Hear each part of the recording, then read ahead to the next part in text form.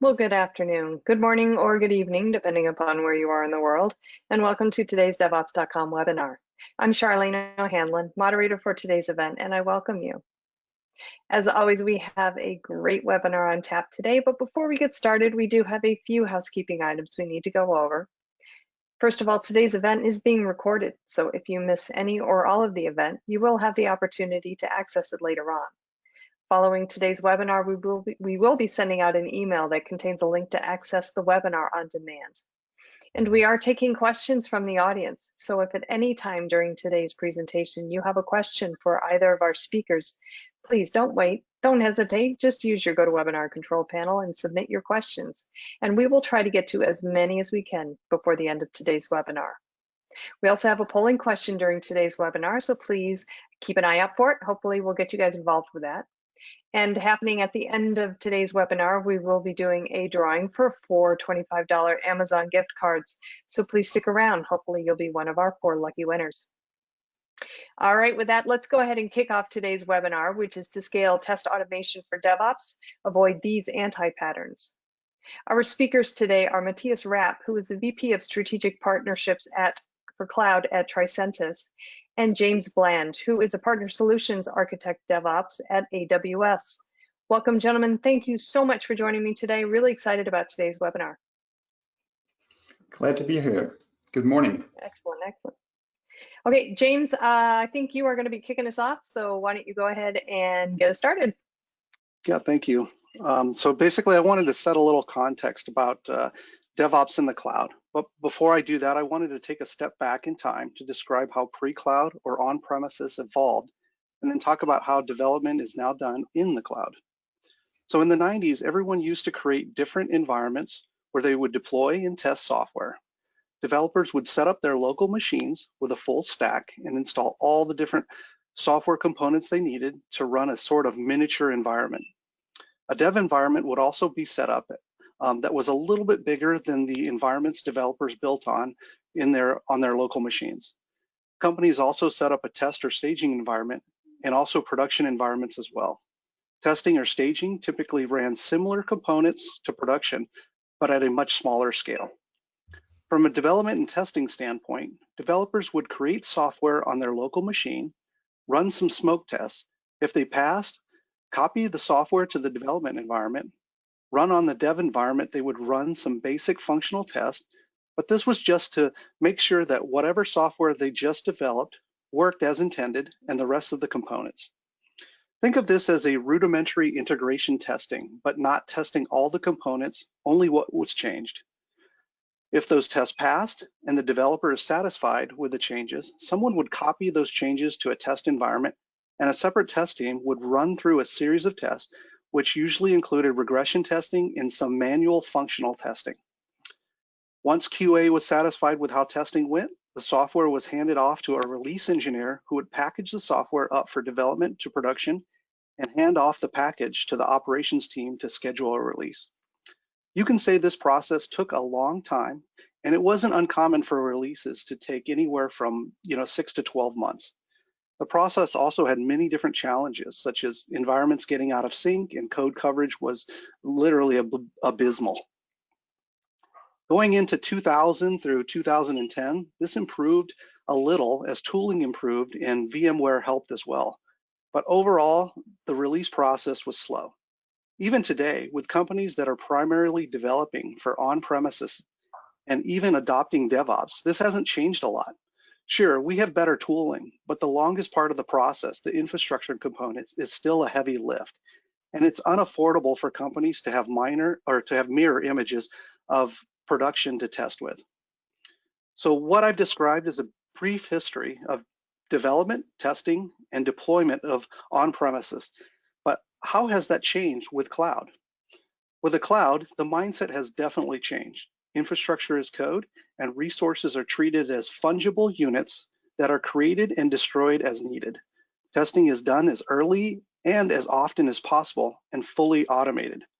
Environments at every stage are replicas of production and may only differ in terms of scale.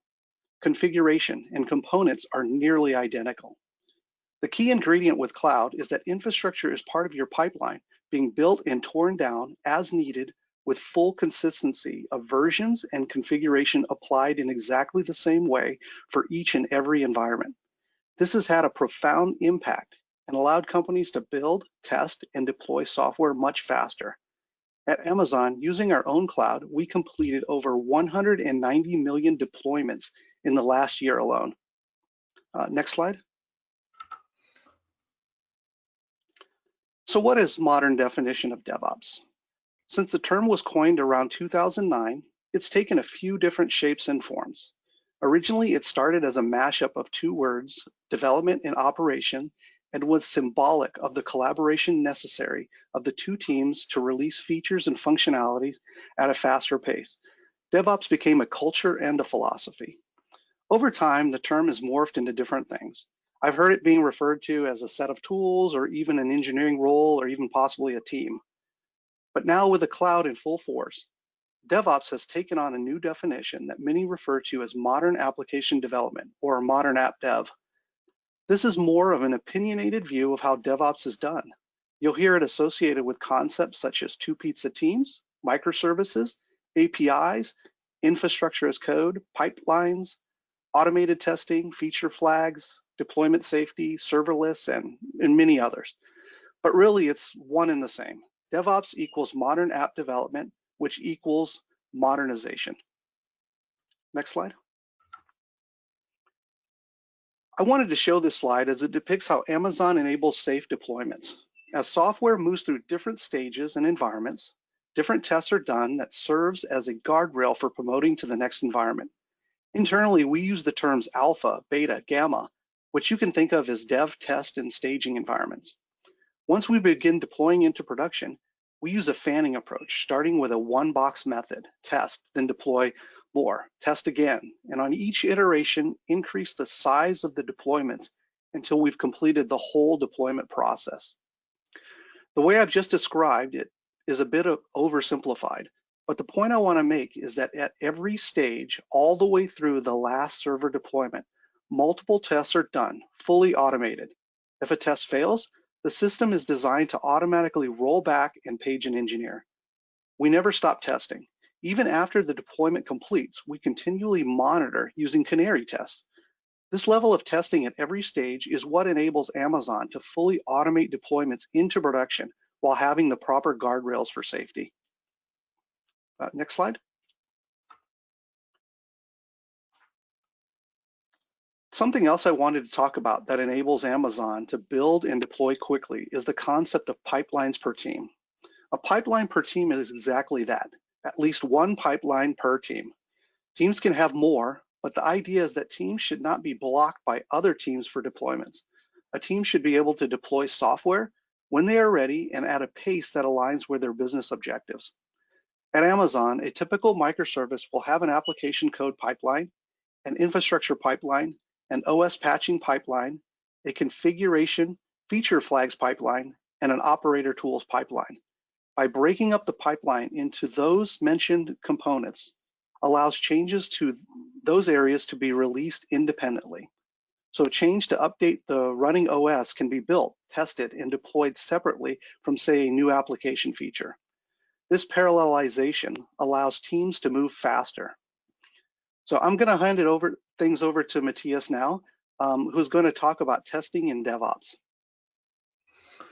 All right, thank you very much, James. And I much appreciate this great brief history on DevOps and letting us know and sharing some insights in how AWS is handling this entire pipeline, and specifically how important testing is as part of this. So I want to continue exactly this line of thought here with, by sharing some of the common challenges that testing faces in DevOps with the audience. Actually, James, I would love to also have a discussion with you on some of those as we continue down the line here. So initially, I want to start it off with, and you guys can probably sense this based on what James told us earlier, that testing has fairly high significance as part of, or should have at least fairly high significance as part of DevOps in setting up a fully automated pipeline. from code to deployment.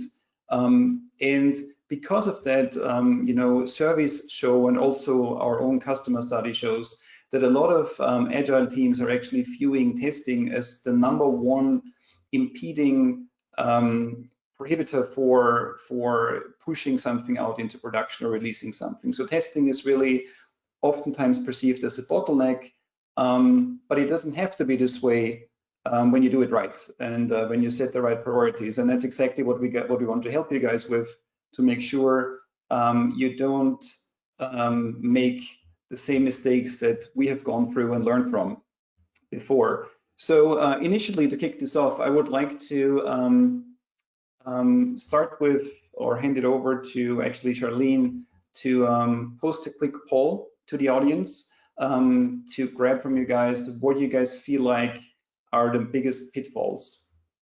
All right, so the polling question should be up on your screen now. The question is, which of the following pitfalls have given you the most headaches?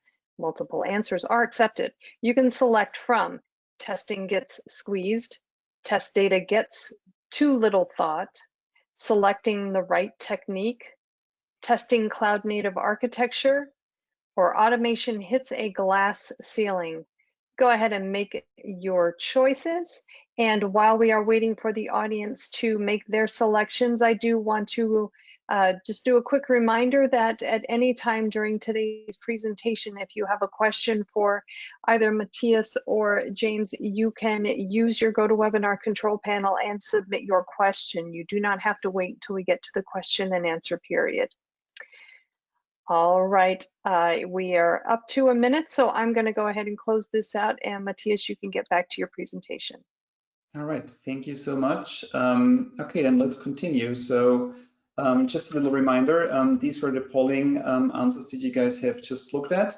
And James and I will now go ahead and talk a little bit about these and elaborate on how we feel about those and how we think they can be avoided, or how they impact your pipeline and the speed of your deployment. So James, let's start with testing gets squeezed. So this is something that I personally heard a lot over the years from several different of our customers.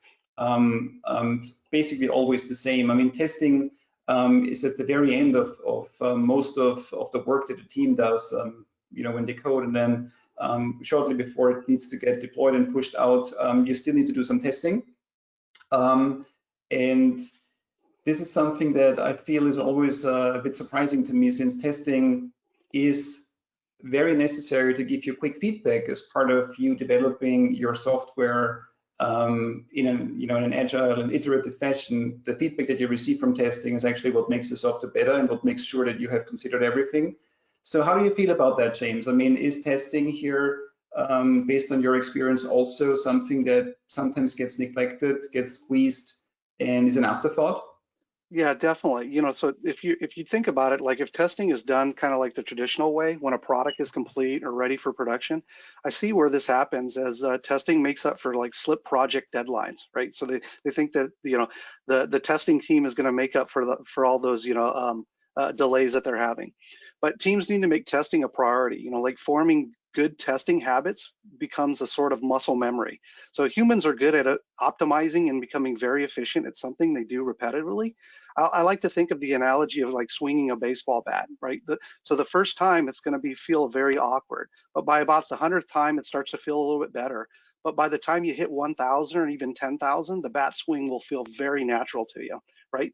Testing as a habit is very similar. First few times will feel very awkward, but after 100 tests, you'll begin to optimize testing and make it part of your development routine. Yeah, absolutely. I fully agree, James. And one thing that I realized is I think there is like three camps here. There is teams that put very little time and effort on testing, so they basically neglect it. Then there's teams that do testing really well, and there it is actually a competitive differentiator for them, because it ultimately speeds up the throughput. And there is the teams that are in between. They're trying to test, they're not doing it very well yet, not very mature. And for those specifically, testing is oftentimes viewed as a holdup, because they are doing it, but they're not doing it efficiently, which is why it's delaying them. And for the ones that are doing it well, I mean, concepts like you pointed out earlier, heavy automation, right? This is one of the things that that ultimately needs to be done to be able to push things out quickly and get this fast feedback. What testing is all about. I mean, realistically, what testing does to us, obviously it prevents production defects, hopefully, but it's also this very strong feedback mechanism that helps us to figure out if we have built the software the right way and if we actually have built the right thing in the first place, depending on how automated our acceptance tests are. So, James, based on your experience, how many teams do you think are efficiently doing in sprint automation, for example? So, doing it effectively, yeah, I don't see a whole lot of teams actually, doing a lot of great automation, like in terms of, like the full test life cycle. They may be, like especially teams or, that come from like larger enterprises where maybe they, like they have a separate or formalized like QA team. And so they don't view they don't prioritize testing. So in a lot of ways, what happens is they think that, like you develop code, once they believe that it works, you kind of like throw it over the fence to like a QA team, then to, like fully test it out and then provide feedback for that.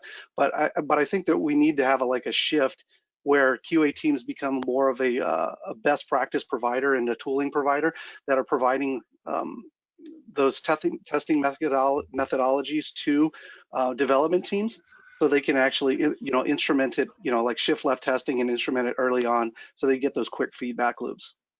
Yeah, fully agree. And the most successful teams I've seen are teams that putting a high focus on testing, not necessarily just for their testers, but making it a team activity and really putting focus on testing as something that that's added value to their delivery methodology. So excellent. Well, then let's move on to the next one.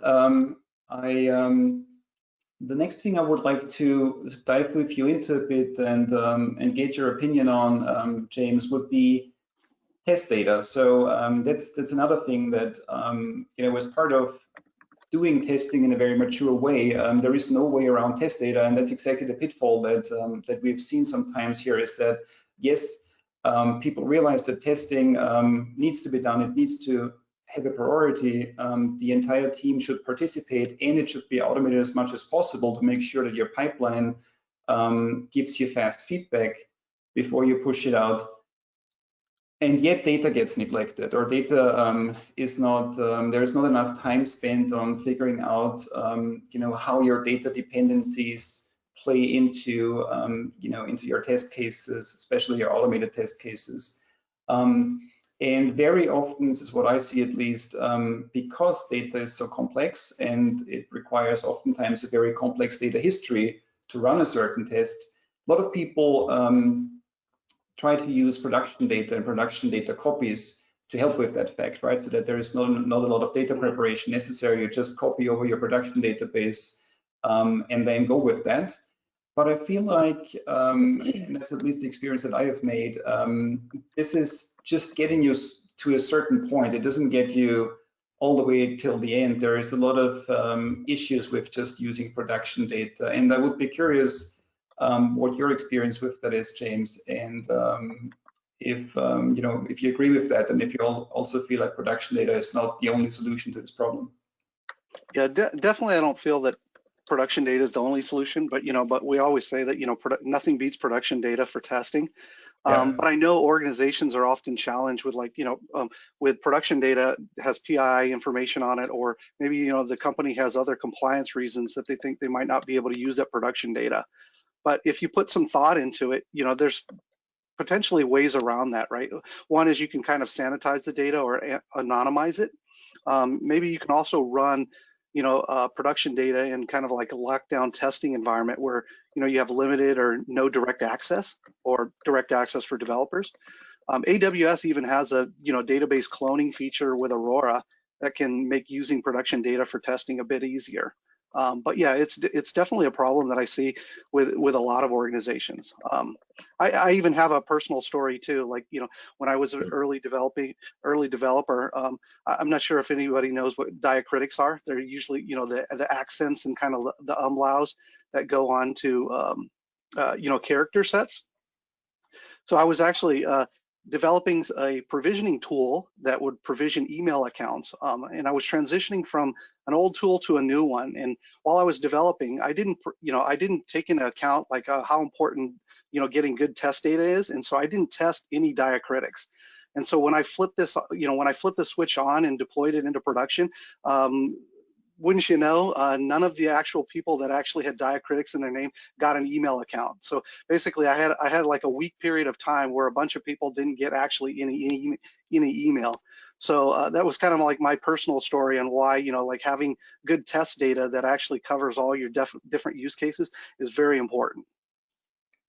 Yeah, I mean, I can also tell one of my stories around this. So I might start with two. So number one, I can remember a project where I was actually deploying one of our tools, Tosca, with a team and for a customer. And as part of what we have been doing there, we dove pretty heavily into test data because we realized a lot of these tests have very complex data prerequisites. And we explored production data, but we also explored leveraging the automation to simply create the data that we need for our test cases in their systems, which in this situation made it actually easier for us. So we decided for this approach, creating the data ourselves as part of the automated tests. And what ended up happening is, you would be surprised, but essentially, yes, the automation of the test case back then was nice, but the team saw even more value in the data that we were generating, because suddenly for any ad hoc manual test that they want to be doing outside of their pipelines and release cycles with just their business users and key users, they would run our automation to generate data for these people. And they were saving a ton of time with this put it in quotes data automation that we did. So that was an interesting use case, and the byproduct data became almost the main product here in this situation, which is kind of interesting. And then the other scenario I want to share with the audience and you is that I also can remember another project where, and at that time, this was about not quite 10 years ago, but maybe 8 or 9 years ago, we were actually trying to figure out how to build a complex data history also artificially, and not by using production data, because at this point the system was not really in production yet. So we had to simulate a history that would be in the system synthetically with all the business rules in place. So we basically explored ways how we can age data in our system, and we actually time traveled with this. This was a core banking system, so we time traveled with the server and simulated a full banking year just within a few hours, and aged the data this way, which was important for testing end of month, end of year batch processes back then, and also important for testing interest calculations that would occur over time and things like this. So a very interesting use case, but what that taught me personally was that you can, very complex testing scenarios, and this is, granted, this was a very complex one, requires for you to think a lot about the data that you require to pull off that test, and you can only automate as much as you have your data under control. So data is really a big enabler, in my opinion, at least, for automation. But I'm sure you share the same view, James, right? Yeah, definitely. Okay, excellent. Then I would say let's move on to the next one. The next topic I would like to discuss is selecting the right technique. We've been talking a lot about testing now, and there is more than one way of doing testing in terms of testing methods, testing techniques, the point in time when you test, and what and how you test, right? So, and it's not like, for example, you can only do unit testing. That will not be enough. On the other hand, you cannot do just functional regression testing and think that's it. So, James, based on your experience, how do you feel about using different testing techniques at different points in time of a DevOps pipeline? I feel like obviously we can't get to continuous delivery without having multiple testing stages in place, right, to feel really safe and deploy. And we can't get to continuous deployment where we push it out into production without solid quality gates that we have full control over, right? So as part of all of this, do you see room for like a manual test as part of the pipeline, or an exploratory test where a human would still do something before we push it out? Do you think is there still room for it, or do we need to go for full automation? I think there's some potential room for it, but I mean, this comes back down to the problem that it feels like that when you only have a hammer, then every problem starts to resemble a nail, right? So like if all you have is like a unit test framework, then you want to try to like jam unit test into kind of everything. But I definitely think there's room for different kind of testing. Like even if you think about like Amazon got to like full automation with like our fully automated deployments using feature flags and canary testing. So basically this became one of like the Amazon's mechanism to allow like safe deployments into production. Now, if they just looked at it from a singular view and said, hey, we only have access to, or we only want to try to use unit testing or functional testing for it, then maybe you can't get to full automation. But in terms of your question about manual testing, yeah, I still think there's actually room for gates, and maybe your business doesn't really need or require to have full automated deployments. So I think a lot of people find it safe to have kind of like a final like a manual gate before you deploy to production, and that's okay as well, right? As long as it's meeting your business objectives.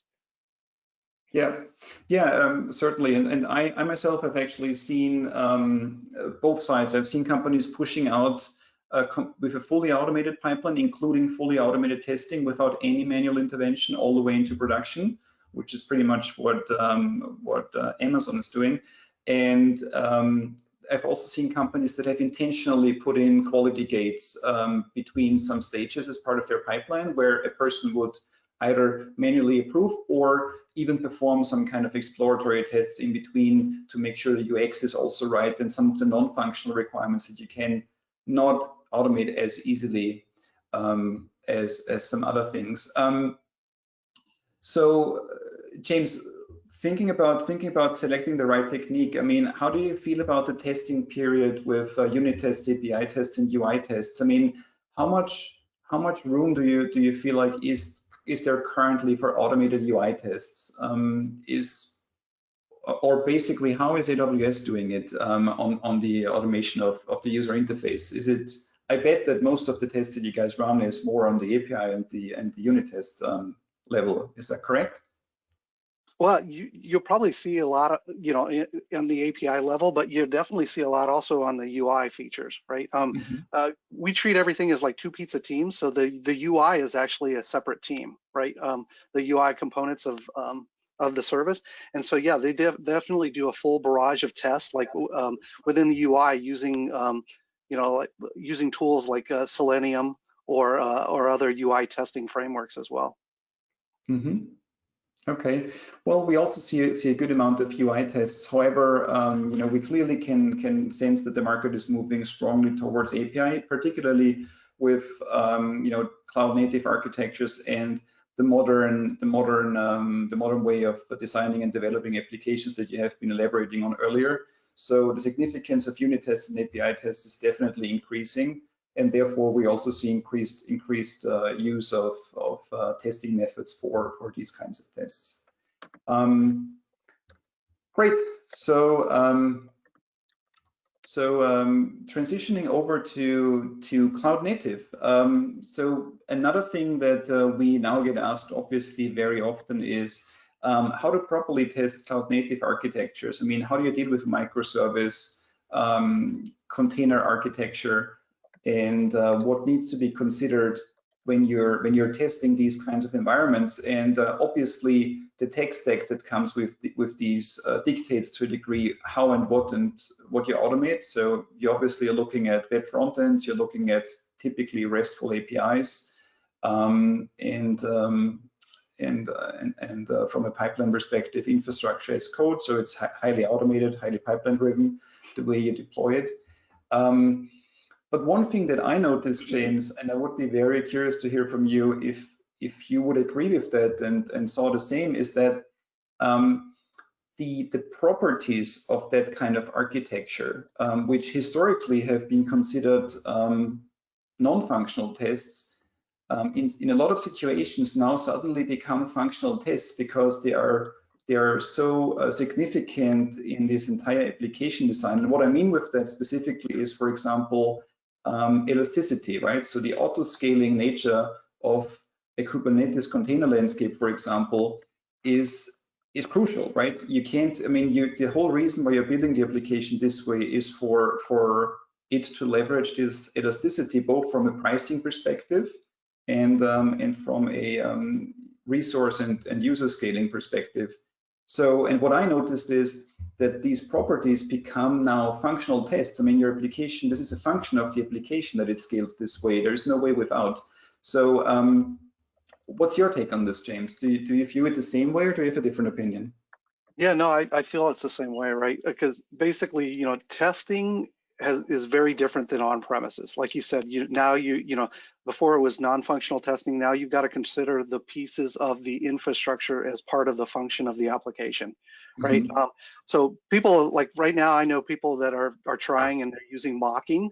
But what they're finding is that often developers are finding bugs within the mocks themselves, right? And so they're just like saying, hey, let's leverage some of the properties of the cloud and let's actually test in the cloud itself. So so developers can have their own environments, and even you can have even multiple environments to even test out different pipelines. So like maybe you'll have an infrastructure pipeline that tests out the different components of auto scaling, or maybe like if you're using an API gateway, and to make sure that all the endpoints are pointing to the correct environments for your different APIs. Even services such as Lambda, right? We even have a versioning capabilities within Lambda because we realize that people have to test out the function of how that's actually working against their application, making sure that it's pointing to the right environment, that it has the right code that's running. We often refer to this, kind of like explosion of stuff. It's the complexity tsunami, right? Because as you shift to microservices, away from like monoliths, now you might have like thousands upon thousands of microservices running to support a single application. And so as that complexity grows, you also have to test out, like the inner networking communications between all the different microservices and other components that maybe you didn't have with on-premises or monolithic applications. Yeah. Yeah, fully agree, and it's a mix of techniques that you need to use to do this. Obviously, load testing is very important to test this elasticity and the scaling features of your architecture, but also things like mocking is to your earlier point is super important because because of the dependencies between these microservices and there is no way to easily test the entire thing anymore, as because the complexity can get overwhelming. Fully agree. So yep. The other thing I was going to say too, right, is the complexity has also grown because now with cloud, you have easy access to like multiple AZs, multiple regions. And so you need to be able to test failover, like data persistence and things like that. And so your testing style is going to change. Like I remember, like traditionally when you're talking about on-premises, doing development, it was really easy to reason about because you only had to think about like a single environment, right? I mean, usually production was like, this one environment. You didn't have to think about how data is going to persist or, like how timing or works when you're, like trying to transition data between regions or even around the world. So yeah, the complexity has grown tremendously. And so, yeah, people definitely need to rethink like how they're doing testing within cloud native architectures. Yep. Excellent. So one last pitfall or thought that I would like to discuss with you, James, is basically the next one here, and that's something that I've noticed quite a bit amongst my projects in the past, is that automation actually can hit a glass ceiling So we've been talking about the importance and significance of automation up to this point, and I think everybody agrees that automation plays a crucial role, test automation that is, but any automation as part of the pipeline, to really make sure that you get this fast throughput that we are all striving for, and this fast push into possibly production as part of our DevOps pipe. But if automation hits a glass ceiling and suddenly you have to do a high amount of your testing manually, that whole thing gets delayed, right? So and you're back to manual intervention, you're back to jumping in, and the whole thing is not really working as automatic as you would like it to be. And there is actually two things that I noticed that are causing that glass ceiling. One is that, and it's probably the biggest one, is that your test suite, your test set, and all the different kinds of testing you're doing, to the earlier point on technique that you and I discussed, unit testing, API testing, UI testing as part of, and then maybe a regression and acceptance test that leverages these interfaces as well. It can get extensive, particularly if you have an extensive application, and that can delay then how quick your developers get feedback about something new that they've just rolled out. And I think it's very important to efficiently manage this testing inventory that you have from two aspects. Number one, you should be able to make sure that this testing inventory stays as up to date as possible, and you don't have any garbage in there that nobody needs anymore for outdated functionality. That's often easier said than done, because it's relatively difficult, like BDD, that you can use where testing plays an important role in your whole development methodology, to make sure you stay very much in sync with your application. And the other one is to simply do very smart testing, which means that you only run tests that are currently relevant for the change that you have been pushing or are currently pushing. So you have to have a mechanism to smartly select what tests are currently relevant out of the entire pool or suite of tests that you have. So that's my take on managing the inventory efficiently. How do you view that, James? Yeah, I've talked to people about this concept, and the point is that when does testing actually start to slow you down?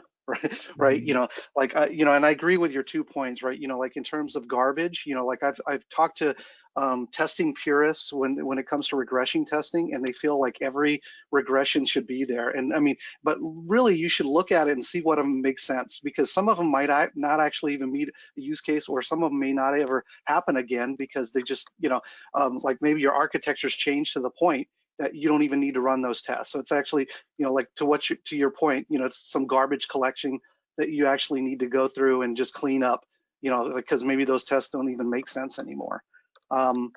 Other things that too, right? Like I could see is like parallelizing, like tests. Like here at Amazon, we use the, like the concept of having multiple pipelines and breaking apart things into different pipelines that make sense, like having an application pipeline or an infrastructure pipeline or an OS patching pipeline, because tests for each of those different components are going to be different, right? Because it doesn't make sense to run like application unit tests on your OS patching pipeline, right? And so therefore you can get some speed gains that way by kind of like breaking things up.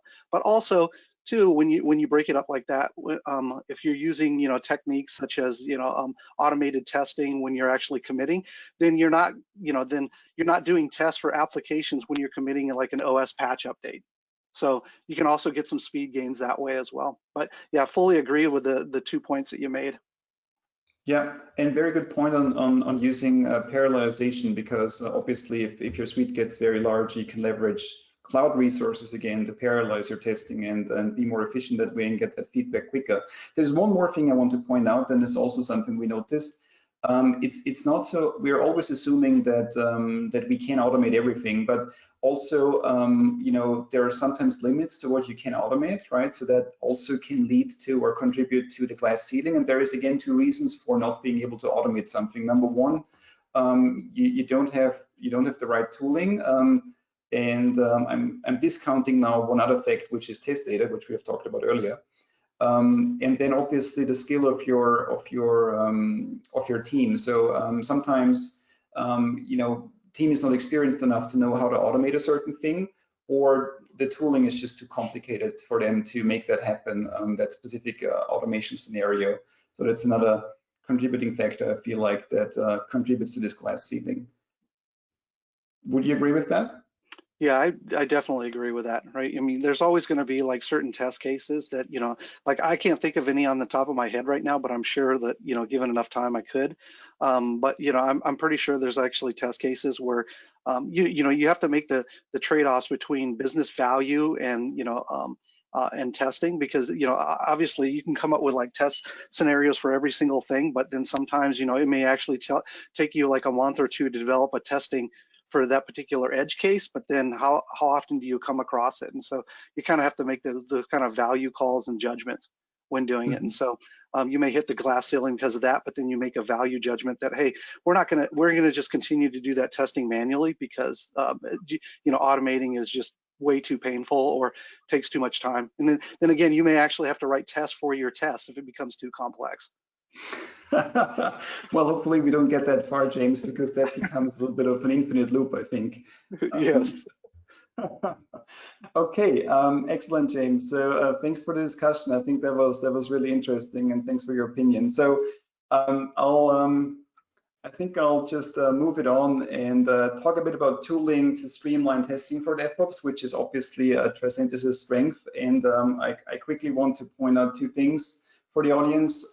So one thing that we talked about, and that even though your entire pipeline might be automated to the highest degree possible, we usually made the experience that exploratory testing is something that you always should sprinkle in just to capture the UX and stuff that you can't easily describe.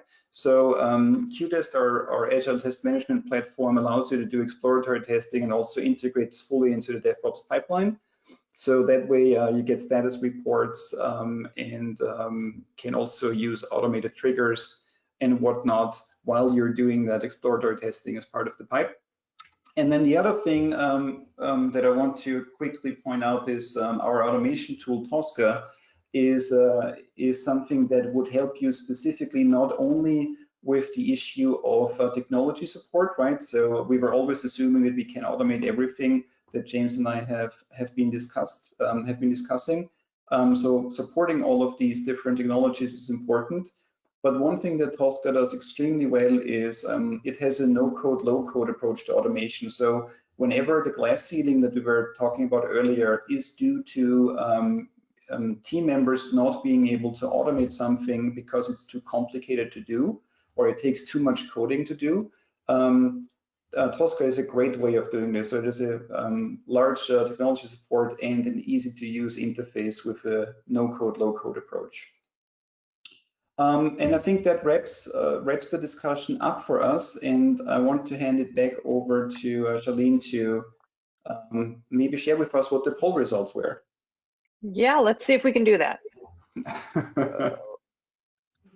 Hey, look, we can do it. That's awesome. I'm so excited. I wasn't sure if it was going to happen, but yes. So looks like the majority of folks said that the most headaches have come from testing getting squeezed. I imagine that's something you guys have seen. Yes, absolutely. I mean, it doesn't surprise me. I think in most of my conversations with customers and also projects I've run myself, testing is the thing you think of the last, and that's exactly the mistake right there.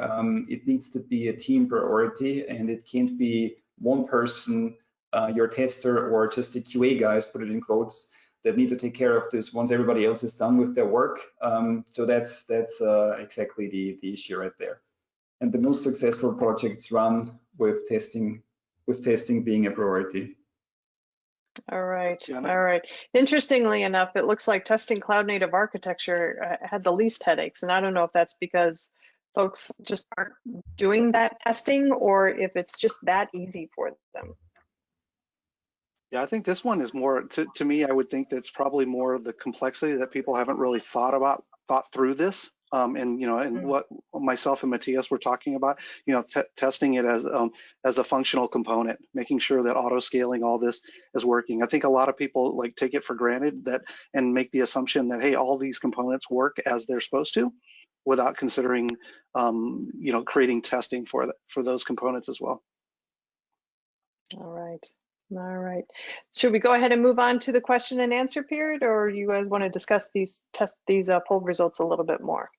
No, I think we have been discussing them quite a bit, and it was very interesting for me to learn that the tests getting squeezed is the biggest pain. Not surprising, but still very interesting to learn. So yeah, let's jump into the questions, Charlene.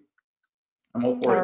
All right, great. So let's see, we have gotten some questions in so far, but there's plenty of time, guys. If you do have a question for either Matthias or James, please go ahead and use your GoToWebinar control panel.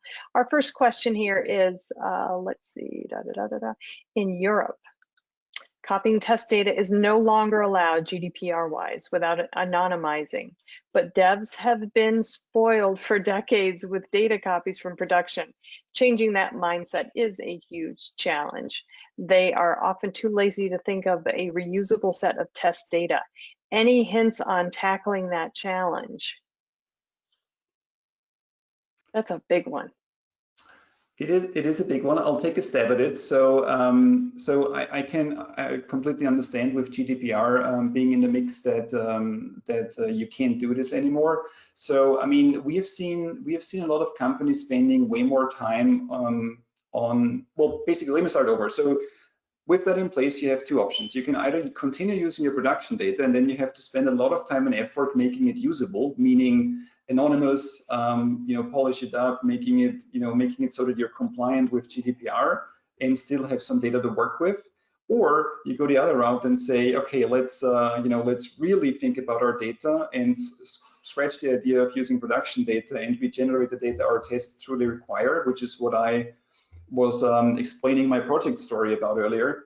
And what I personally noticed is that in the past, the reason why production data was more used than creating the data from scratch was because it was less work, and I think that has shifted now. I'm not saying it's more work now with anonymizing it, but at least the amount of work is equal now, and there is a stronger case due to this fact to really consider building the data you need for the tests that you have.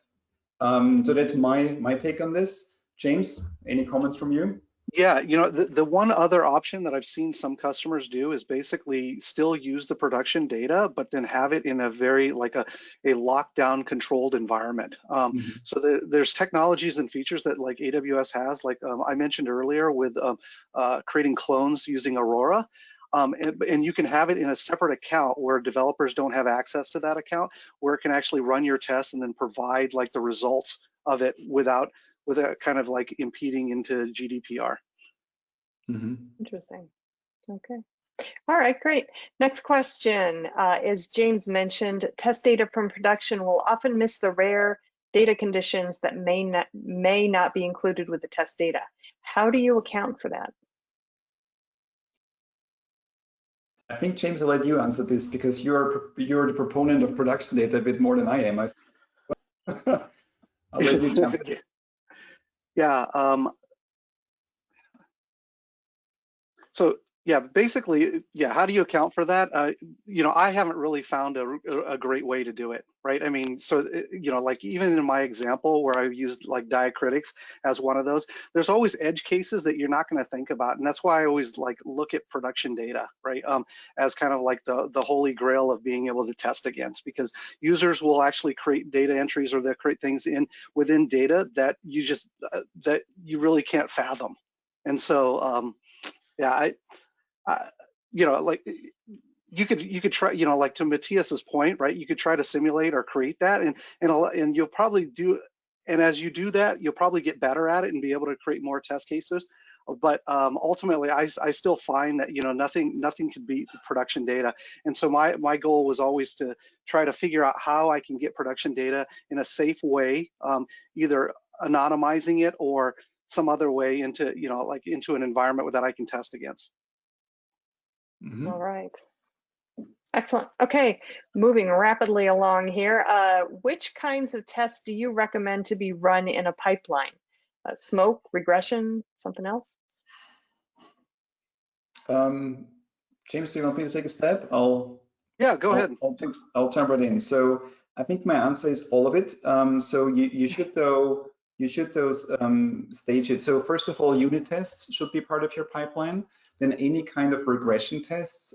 So if it is, it depends on how you define your quality gates and what stage you push to with what test. So it's more a process definition here than it is anything else. But obviously, yes, you should have unit tests in there. You should have regression tests, either the complete set or sliced, depending on where you push to.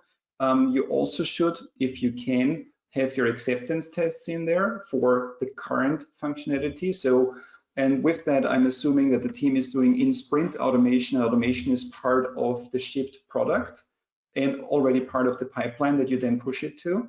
So you should have all of this in place. And all kinds of tests should be part of the pipeline. I would even go as far as saying that if you are still doing some manual tests, for example, a time-boxed exploratory session before you push to production, even that should be orchestrated from the pipeline. So ideally, the pipeline halts or prompts the team then to perform an exploratory session, and depending on how strong, how much your pipeline is automated, it may even continue based on the test results from this exploratory session automatically or after manual trigger. But I would orchestrate my entire testing through the pipeline. Excellent, excellent. Okay, plenty of time for questions, guys. I think we have about 7 minutes or so. So if you do have a question, go ahead and get it on in. Here's the next question for you. I think this actually relates to the poll question. You didn't mention maintenance of test automation as a challenge. Do you see this as a challenge, and is there a way to reduce the amount of maintenance required? Yeah, very good question, actually. So James, I'll let you weigh in whenever you want. I'll just talk about it a bit, because one of the things that we as Tricentis have a lot of experience with is in fact maintenance of test automation. And the reason why I didn't mention it as a challenge was, in my head I was assuming that this is a problem solved through the right tool, but I shouldn't take that as granted, which the question tells me now. So yeah, the point is, you need to be very mindful of how you set up your automation. It's a mix of having the right tool that makes maintenance easy, but there's also a lot of process pieces to it, because you need to make sure that you know early enough if an automated test case that you have as part of regression, for example, is affected by a change, and then adapting this test case needs to be done as part of you shipping that change, right? So you shouldn't, it's important, I think, that the entire maintenance and the development of test automation is always part of your sprint, and then the pipeline goes through smoothly. If anything of this is an afterthought, you'll be in trouble. And in order to have it part of the sprint, you need a tool that makes maintenance easy.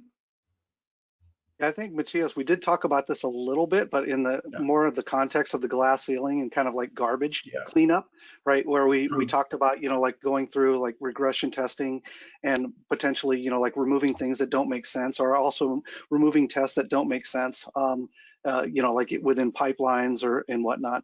So, but yeah, definitely still potentially a good challenge to add. Yeah. All right, let's see. Next question, using Selenium runners, we can test headless. Should we always make sure we have tests in the UI, or is headless good enough?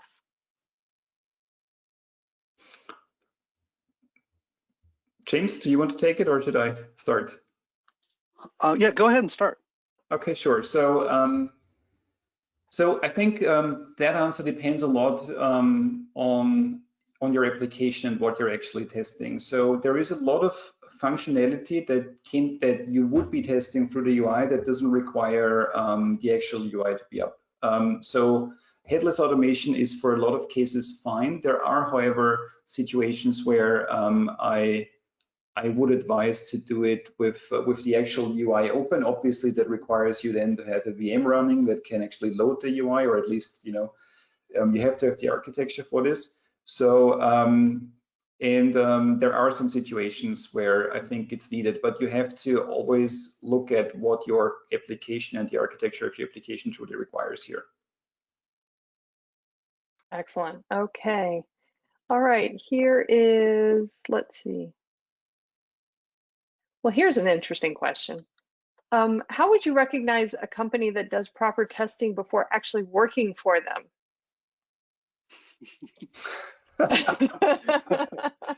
Well, I would probably I love ask this question. I don't know why. Yeah. It's a very good question. In this one, I would say that. Go ahead, Go on, Tim. Matthias. Oh, okay. So I was going to say you can kind of get some insight into this if you actually can kind of figure out what their deployment or how rapidly they're deploying features and functionalities into production, right? Like, so if you see that they're on the cadence of like daily releases or daily deployments, then you know they actually are pretty good in testing.